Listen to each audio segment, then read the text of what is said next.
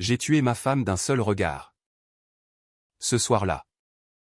En la voyant sourire à son amant sur l'écran de mon téléphone. Pas de sang. Pas de cri. Juste la lame invisible de la trahison qui s'enfonce dans les tripes. Et pourtant.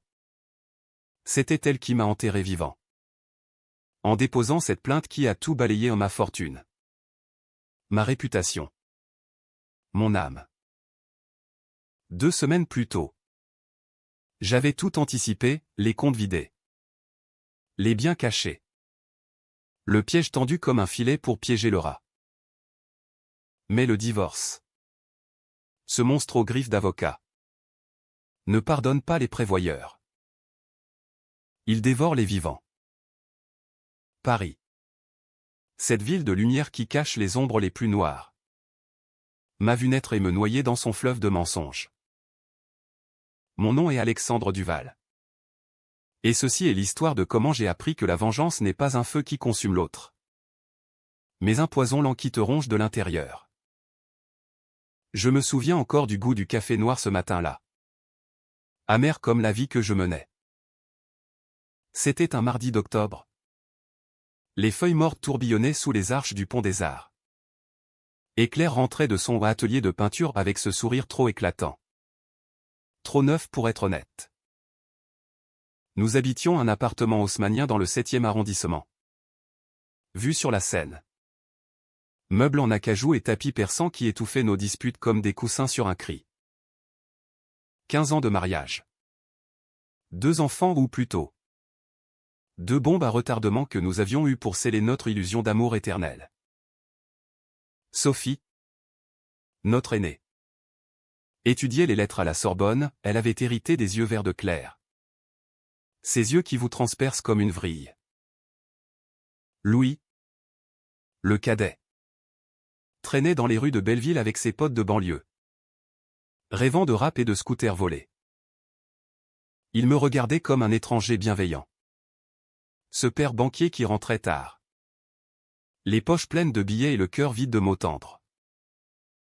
Ce jour-là. En rentrant du bureau une tour de verre froid près de la Défense. Où je gérais des portefeuilles d'investissement comme un chirurgien dissèque des corps inertes. Je trouvais Claire devant son ordinateur portable. Dans notre bureau au mur tapissé de livres que nous n'avions jamais lus. Elle referma l'écran d'un geste vif. Mais pas assez. Sur le bureau. Un post-it jauni, RDV avocat à 15 heures. Mon sang se glaça. Avocat? Pourquoi? Un testament? Non. Claire n'était pas du genre à penser à la mort, elle flirtait avec la vie. Ou du moins avec ce qu'elle en avait fait. Je ne dis rien. Pas ce soir-là. Le dîner fut un ballet de silence, Sophie babillait sur Baudelaire. Louis mâchouillait son steak en scrollant TikTok. Claire versait le vin rouge avec une grâce feinte. Tout va bien. Chérie, demanda-t-elle. Sa main effleurant la mienne. Je hochai la tête, sentant déjà le nœud coulant se resserrer autour de mon cou. Cette nuit-là. Dans notre lit king size au drap de soie. Elle se tourna vers moi. Son corps nu contre le mien. Et murmura, je t'aime. Alexandre. Mensonge. Je le sentis dans son souffle. Un parfum de jasmin étranger. Pas le nôtre. Le lendemain. Je fis ce qu'un homme fait quand le sol se dérobe, j'appelai mon propre avocat. Maître Laurent. Un requin aux lunettes cerclées d'or qui opérait dans un cabinet du palais de justice. Soupçon de divorce imminent, dis-je. La voix basse comme un conspirateur. Il rit. Un rire sec comme un craquement d'os. Anticiper. Duval. Transférer tout. Compte offshore. Trust. Immobilier à des prête-noms. En France, le divorce pénalise les prévoyants. Mais l'anticipation est une arme légale. Je passai les 2 semaines suivantes à déménager ma vie en silence. D'abord, les liquidités, 5 millions d'euros de notre compte joint. Transférés vers une société écran aux îles Caïmans. J'invoquais un investissement urgent pour un client fictif. Puis l'appartement, un bail fictif à mon frère. Qui n'existait que sur papier. Les actions. Les obligations, au tout parti en fumée numérique. Volatiles comme les promesses de Claire. Je dormais peu. Hanté par des rêves où elle riait. Nue dans les bras d'un autre. Tandis que je signais des chèques en blanc pour l'enfer. Et cet autre? Je le découvris par hasard. Ou peut-être par ce sixième sens que les maris trahis développent comme une seconde peau. Un soir, en vérifiant les relevés bancaires à habitude professionnelle, je vis un retrait de 500 euros en liquide d'un ATM près du Marais. Claire détestait le Marais, trop branché. Trop gai pour son goût bourgeois. Mais l'horodatage coïncidait avec son soirée entre filles. Je cliquais sur l'option géolocalisation de son téléphone, un cadeau que je lui avais offert. Ironie du sort. Pour sa sécurité. Le point clignotant menait à un hôtel particulier rue des Francs-Bourgeois. Un bed et breakfast chic nommé l'amant secret. Mon cœur cognait comme un marteau-piqueur. Je ne pleurais pas, les Duval ne pleurent pas. Au lieu de ça, je commandai un traceur GPS. Un petit bijou électronique que je glissais dans son sac à main le lendemain matin. Sous prétexte d'un porte-clés. Pour ne pas te perdre, dis-je. Souriant. Elle rougit. Ou feignit de rougir. Ce soir-là. Le traceur bipa, direction le 11e. Un loft industriel reconverti en galerie d'art. Je suivis à distance. Garé dans une Fiat banalisée, un clin d'œil à mes lectures de polar français. Simenon et ses Maigret. De l'extérieur. Par une fenêtre mal close. Je les vis, Claire. Riant aux éclats. Un verre de champagne à la main. Et lui un type la trentaine. Barbu. Tatoué. Vêtu d'un pull en cachemire qui hurlait d'artiste raté. Il s'appelait Julien Moreau. D'après une recherche rapide sur LinkedIn, galeriste. Divorcé. Collectionneur de cœurs brisés.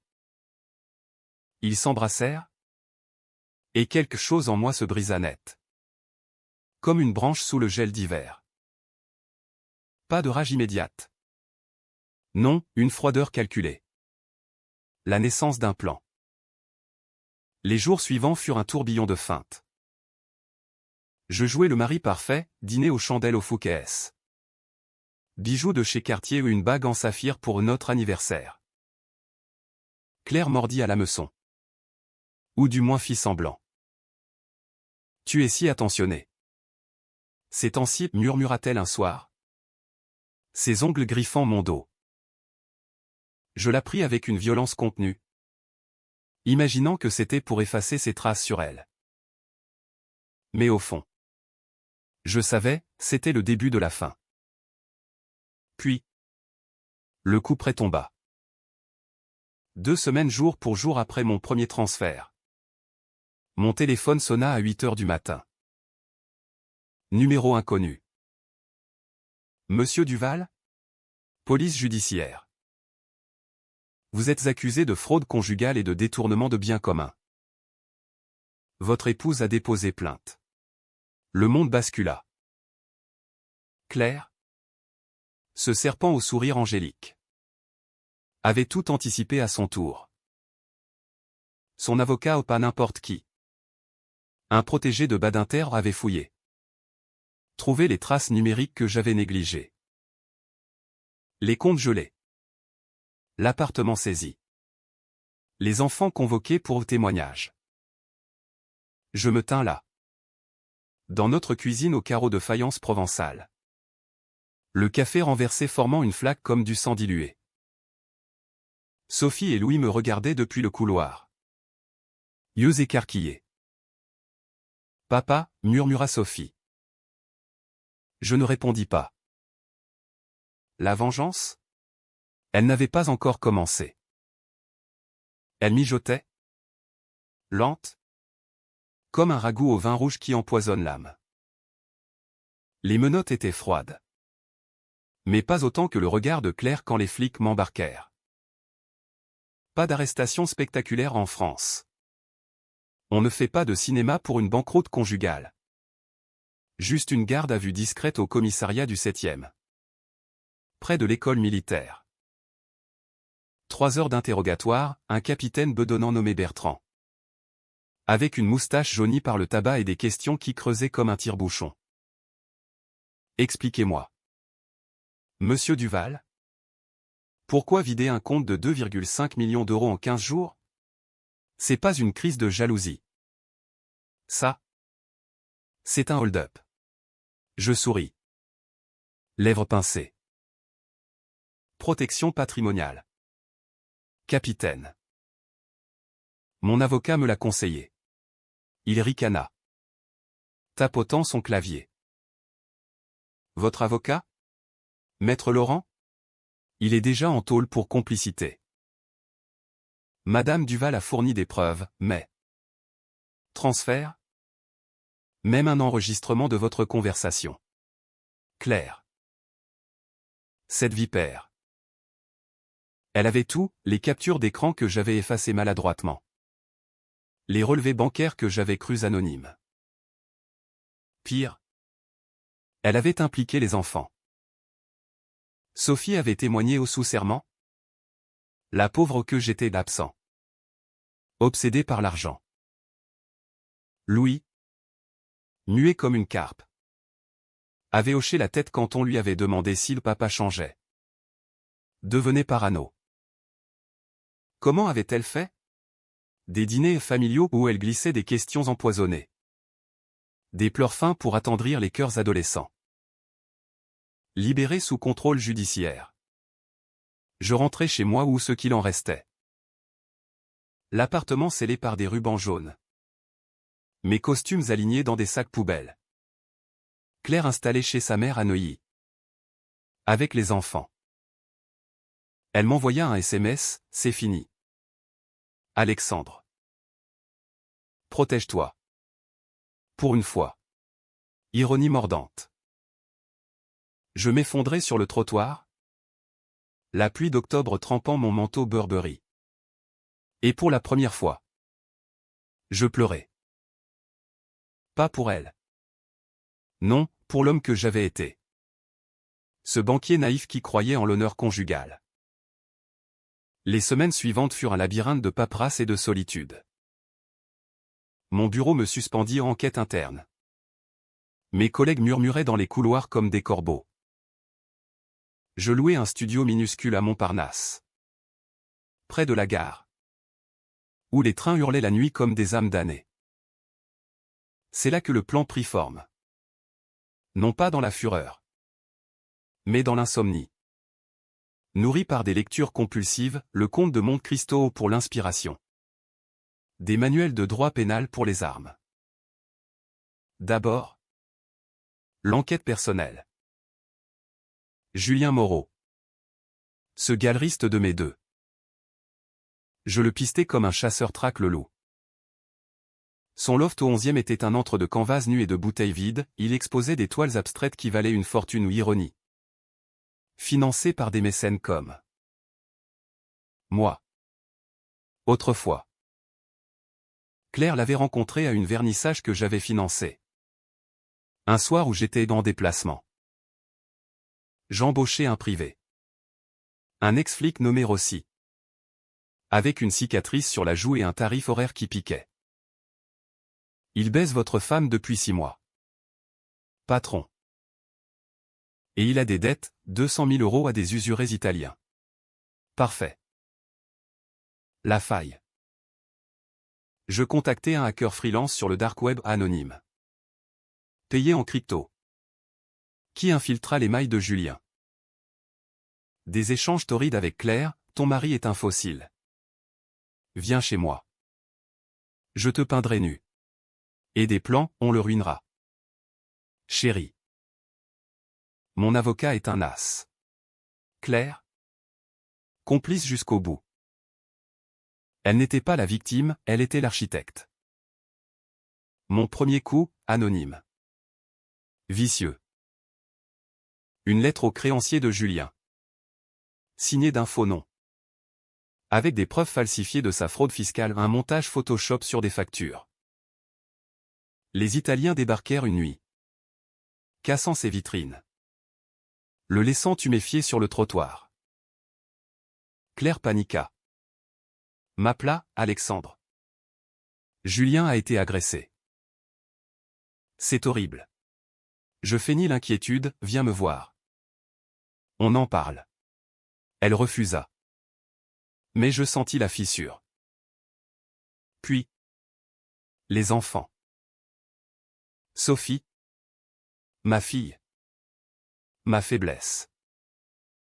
Je l'invitai à un café près de la Sorbonne. Sous prétexte de soutenir papa. Elle vint. Cheveux en bataille. Sac à dos rempli de Camus. Maman dit que tu nous as volés.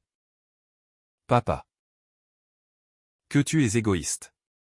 Je la regardais. Les yeux dans les yeux. Et toi? Qu'en penses-tu? As-tu vu maman heureuse ces derniers mois? Elle baissa la tête, murmurant, avec Julien. Oui. Le nom lâché comme une grenade. Je ne jugeais pas, je plantais la graine. L'amour rend aveugle. Sophie. Mais la vérité brûle. Louis fut plus dur. Il me snoba d'abord, préférant ses basses et ses joints. Je l'attendis à la sortie de son lycée à Belleville. Une pizza à la main au pepperoni. Sa préférée. T'es pas mon père. T'es un lâche, cracha-t-il.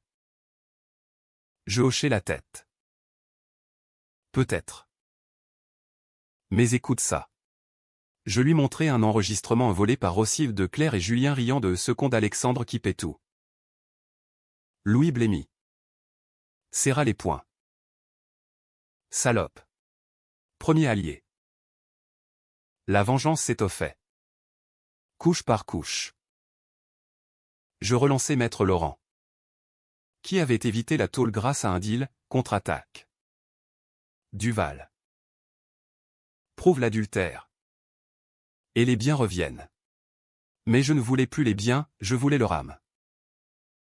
Un soir, seul dans mon studio, je rédigeais une lettre à Claire. Non envoyée, tu m'as appris la trahison, je t'apprendrai la peur. Je la brûlais. Les flammes dansant comme des démons. Bientôt, le piège se referma sur Julien. Mon hacker planta un virus dans son site web, des faux transferts d'argent vers des comptes terroristes. La BRDE, Brigade de répression de la délinquance économique, débarqua à l'aube. Perquisition. Menottes. Julien hurla son innocence. Mais les preuves étaient béton. Claire le visita en cellule. En larmes. Je le sus par un appel anonyme Rossi. Encore lui. Elle craqua. Enfin. Un soir pluvieux. Elle frappa à ma porte. Trempée. Mascara coulant. Alexandre. Aide-moi. Julien est innocent. C'est un coup monté. Je l'invitais. Thé chaud et serviette. Raconte. Elle déversa tout, l'adultère. Les plans pour me ruiner. Sa peur maintenant. Je l'écoutais. Impassible.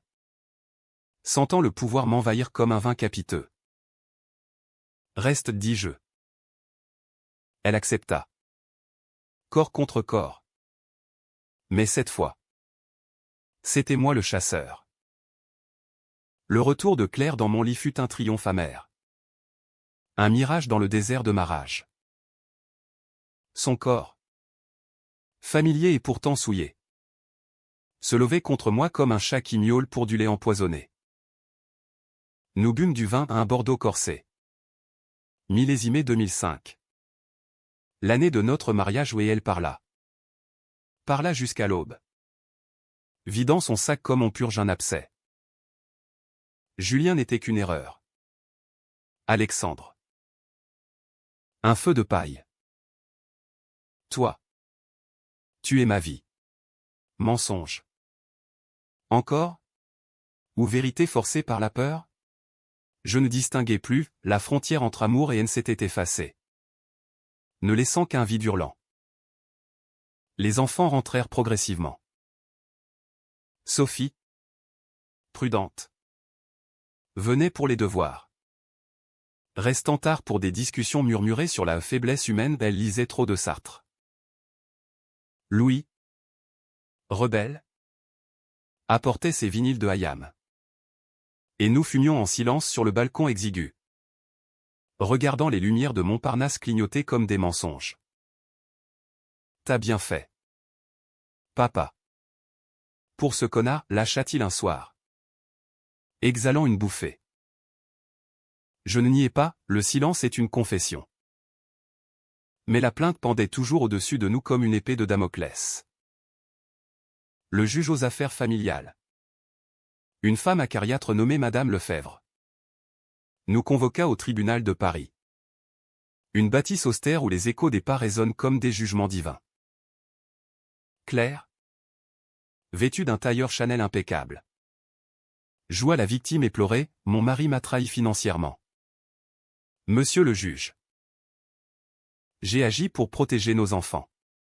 Je ripostai calmement. Avec les preuves de l'adultère, photo floue de Rossi. Mais à quai nettoyé pour paraître légaux. Et ceci. Madame? Votre erreur a failli nous ruiner tous. Lefebvre fronça les sourcils, tapotant son marteau. Preuves irrecevables si obtenues illégalement. Coup dur. Mais Laurent, libéré et revanchard, avait un atout, un témoin. Une ancienne employée de Julien qui jurait avoir vu Claire signer des chèques frauduleux. Mensonge payé grassement, mais efficace. Le juge ordonna une médiation, partage équitable. Mais avec une clause où Claire perdait la garde exclusive des enfants si le comportement immoraux persistait. Dehors, sous la pluie fine de novembre, Claire s'effondra contre moi.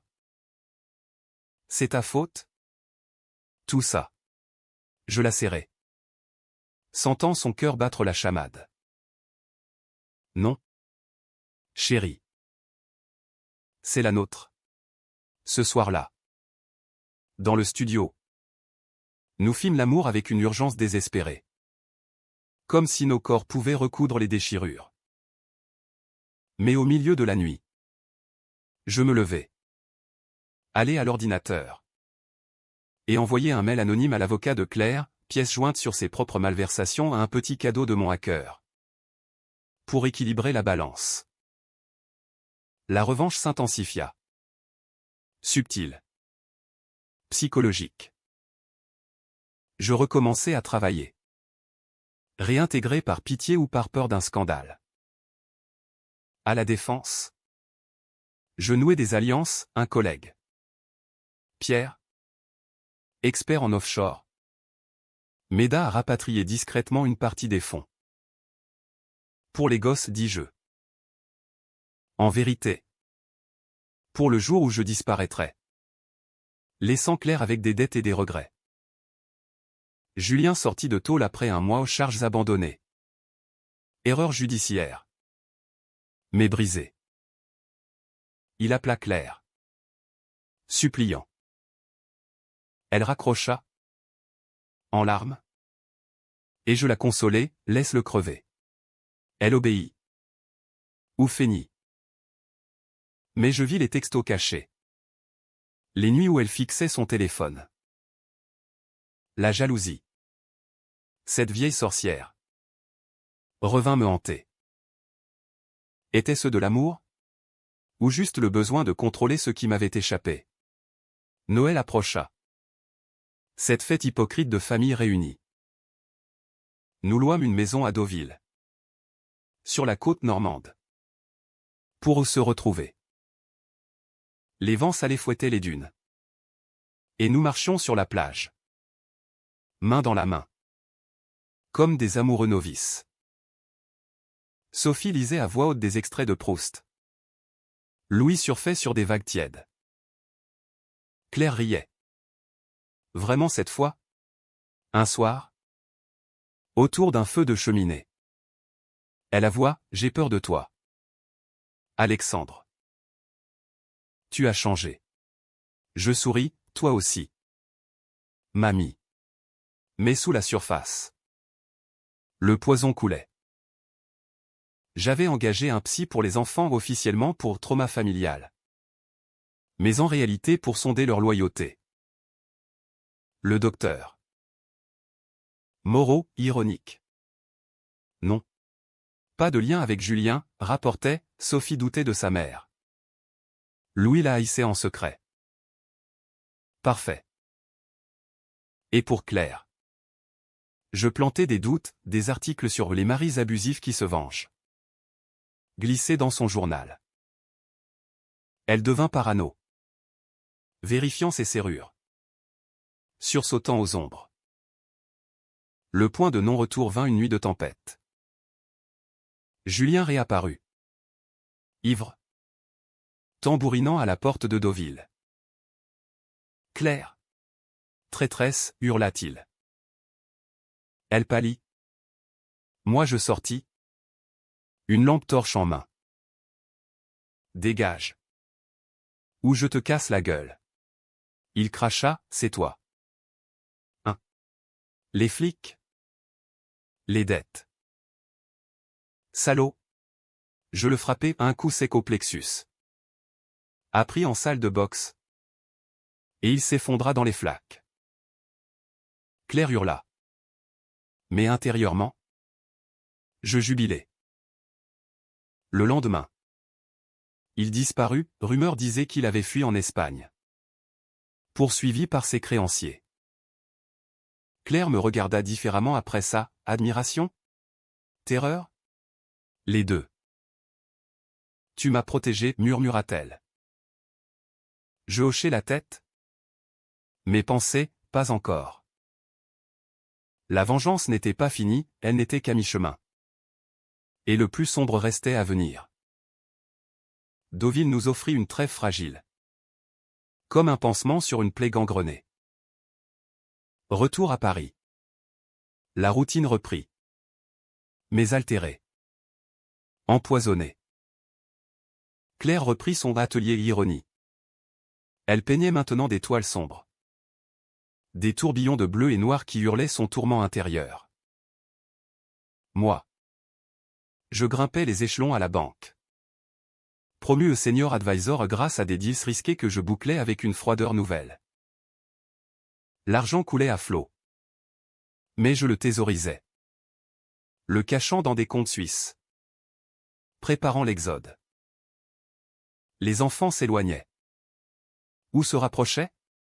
Sophie. En pleine crise existentielle.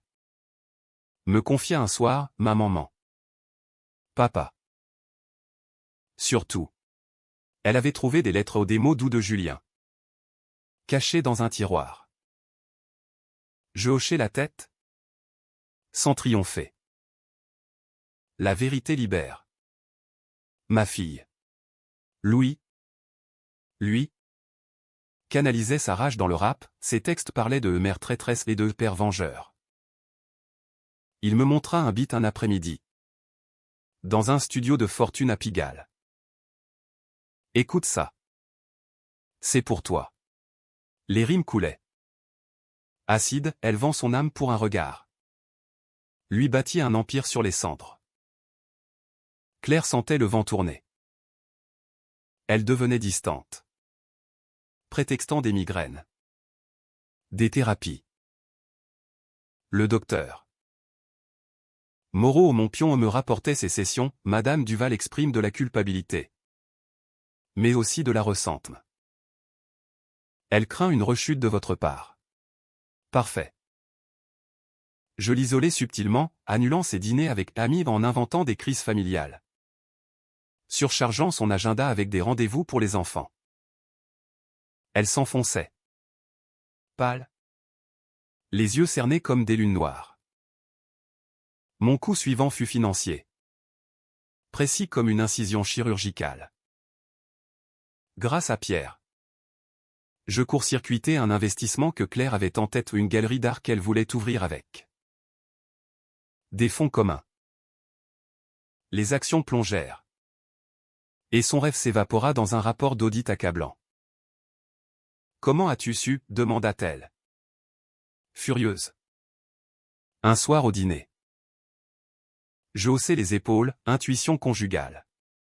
Elle claqua la porte. Partie chez sa sœur à Versailles. 3 jours d'absence. 3 nuits où je dormis comme un bébé. Elle revint. Brisée. Je veux divorcer pour de bon. Alexandre. Pas de plainte? Juste. Séparation. Mon cœur sauta aux victoires?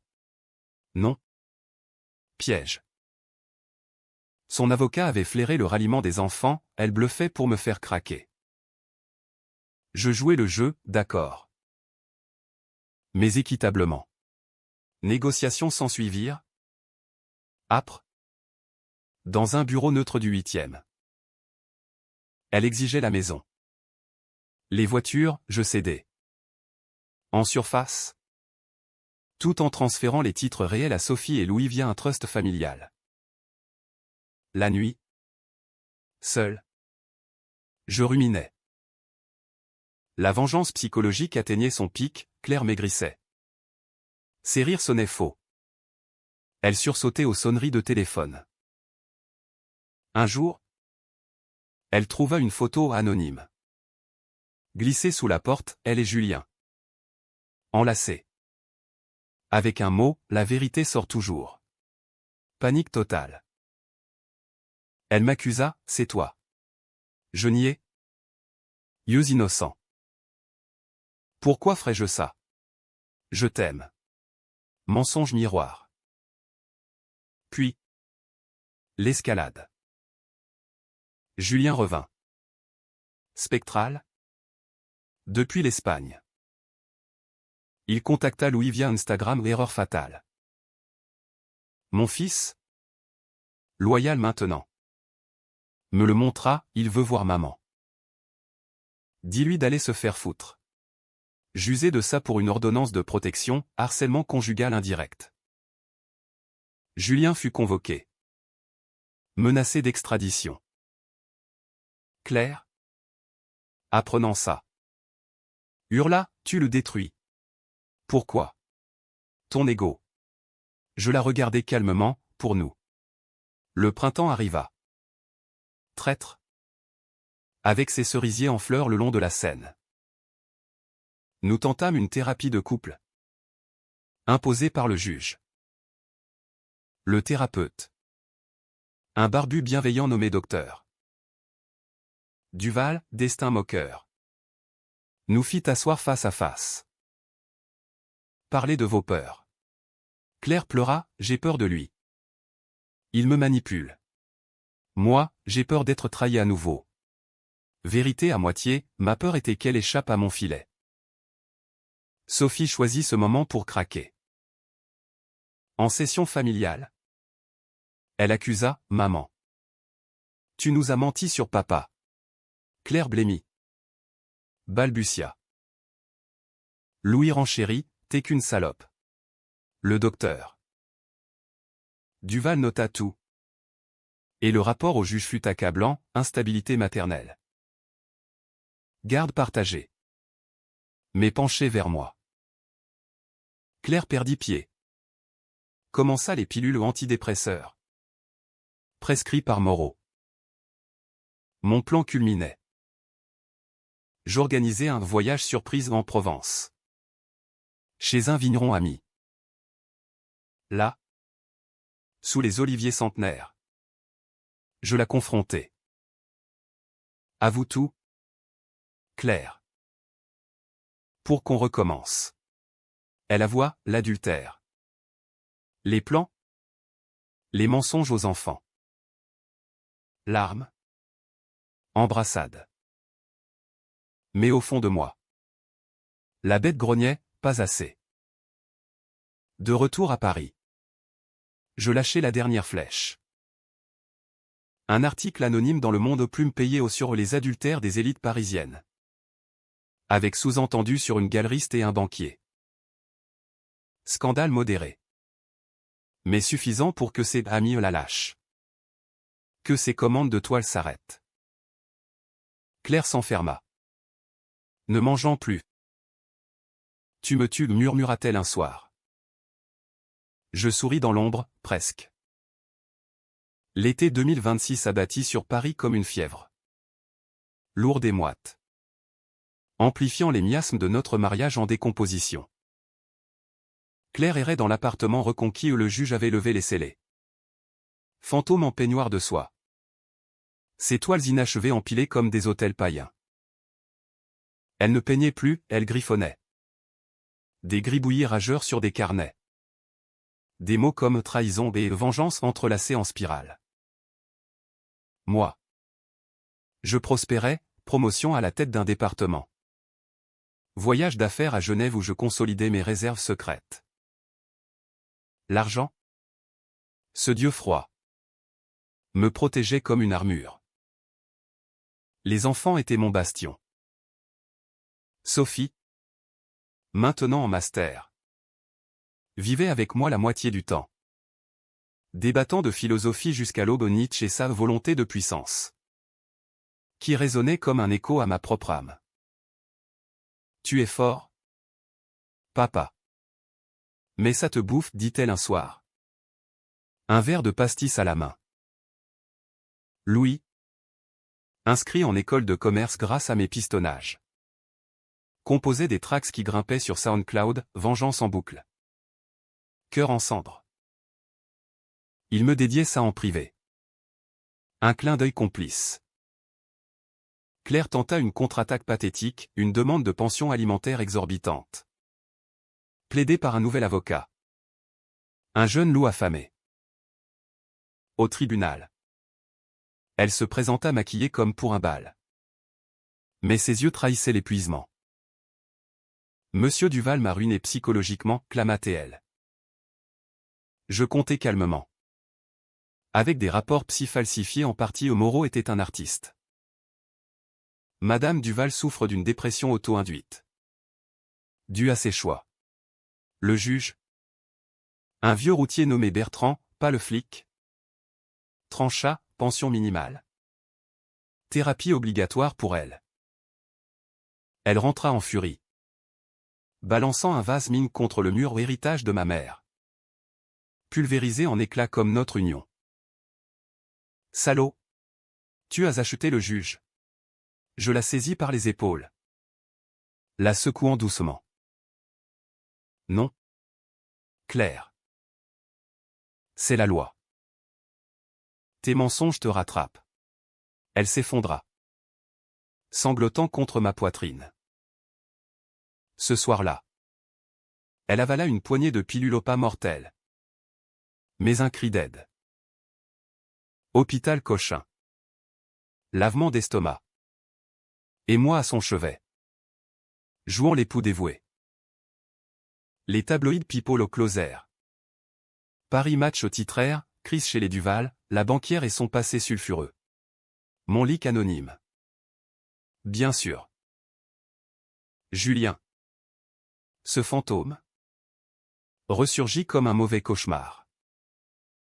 Depuis Madrid. Il envoya une lettre recommandée, Claire. Je sais tout sur ton mari. Il m'a détruit. On se venge ensemble? Elle me la montra. Tremblante. Qu'est-ce qu'on fait? Je brûlai la lettre dans l'évier. Flamme bleue léchant le papier. Rien. Il est fini. Mais intérieurement? Je remerciai le ciel, ce fou alimentait ma narrative. La thérapie devint un champ de bataille. Avec le docteur Duval, nous disséquions nos âmes comme des cadavres. Claire hurlait, il m'a piégé. Manipulé. Moi, tu m'as trompé. Ruiné. Le doc hochait la tête. Notant. Et me glissait après, elle craque. Duval. Poussez un peu. Je poussais, des dîners où je parlais de notre futur. Évoquant des voyages en Toscane. Des enfants diplômés. Elle mordait. Puis se rétractait. Accusant, c'est un jeu pour toi. Automne revint. Feuilles roussies comme nos promesses fanées. Sophie tomba enceinte d'un condisciple de la Sorbonne. Un garçon timide nommé Étienne.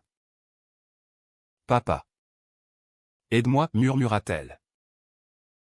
Je payai l'avortement discret. La serrer dans mes bras, tu es forte. Claire. Apprenant ça. Explosa, tu la contrôles comme moi. Vérité qui piqua. Mais je ripostai, je la protège. Toi. Tu l'as trahi. Louis. Lui. Brilla, son premier contrat avec un label indépendant. Fait au bateau-phare. Sur la scène. Où il rappait ses vérités crues. Claire vint. Ivre de gin tonic. Et tenta de danser avec lui. Il la repoussa, touche-moi pas. Maman. T'as tout gâché. Humiliation publique. Elle rentra en larmes. Se barricada dans la salle de bain. J'entrai. La trouvai nue dans la baignoire. Rasoir à la main, geste théâtral. Finissons, dit-elle. Je lui arrachai l'arme, pas comme ça. Pas sans payer. Mon maître coup se prépara dans l'ombre. Avec Pierre et le hacker. Je montai un dossier, preuve fabriquée de blanchiment sur les comptes de Claire via Julien. Bien sûr. Pas pour la tôle. Non, pour la ruine morale. Je le gardai en réserve. Comme un as dans la manche. Puis. Noël encore. À la montagne cette fois. Chamonix et ses pics acérés comme ma rancune. Là. Sous les sapins chargés de neige. Je la demandai en pardon, oublions. Claire. Signons un nouveau contrat. Elle signa un accord prénuptial revisité. Me laissant le contrôle total des biens. Mais la nuit de la Saint-Sylvestre. Tout bascula. Ivre de champagne. Nous fîmes l'amour sur un tapis de peau d'ours. Et elle murmura, je t'aime encore. Mensonge? Peut-être. Au matin. Je trouvai son téléphone, un appel manqué de Julien. On recommence, disait le texto. Rage froide. J'appelai Rossi, finissez-le. L'hiver mordait Paris de ses crocs gelés. Et avec lui vint la fin inévitable.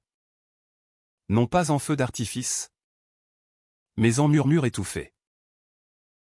Julien disparut officiellement à un accident de voiture sur la 6. Près de Lyon. Volant emballé. Corps calciné. Suicide? Meurtre? La police classa ça de circonstances indéterminées. Mais Claire sut. Ses yeux. Quand elle lut le journal. Étaient des puits sans fond. C'est toi, murmura-t-elle. Pas une question. Une sentence. Je niais. Bien sûr. Un coïncidence tragique. Chérie. Mais elle se referma comme une huître empoisonnée. Ne mangeant plus. Ne dormant plus. Les enfants s'inquiétaient, Sophie annula un voyage avec Étienne pour veiller. Louis composa une élégie rap pour l'absente. Moi. Je maintenais la façade, dîners familiaux forcés. Thérapie où je jouais le pilier. Le docteur. Duval me prévint, elle est au bord du gouffre. Duval. Un pas de plus. Et ce pas, Je le fis par omission. J'altérai ces pilules ou un mélange subtil, prescrit par un contact pharmaceutique, pour amplifier les cauchemars. Elle hurlait la nuit, Julien. Le feu. Je la berçais, murmurant des « tout va bien » qui sonnaient comme des malédictions. Puis, le dossier blanchiment, je l'envoyai anonymement à son avocat. Avec une note, choisie, divorce propre ou prison. Elle le lut, blêmie, et me confronta, pourquoi? Qu'est-ce que je t'ai fait? Tu m'as tué d'abord, répondis-je. Voix calme comme la Seine en crue. Ton adultère. Ta plainte. Tes mensonges aux enfants. J'ai reconstruit sur tes ruines. Elle rit. Un rire brisé, et maintenant? Tu gagnes quoi? Une coquille vide? Vérité qui transperça. Mais trop tard. Elle signa le divorce, tout à moi. Pension symbolique. Garde des enfants. Va-t'en, dis-je. Elle partit pour un sanatorium en Suisse.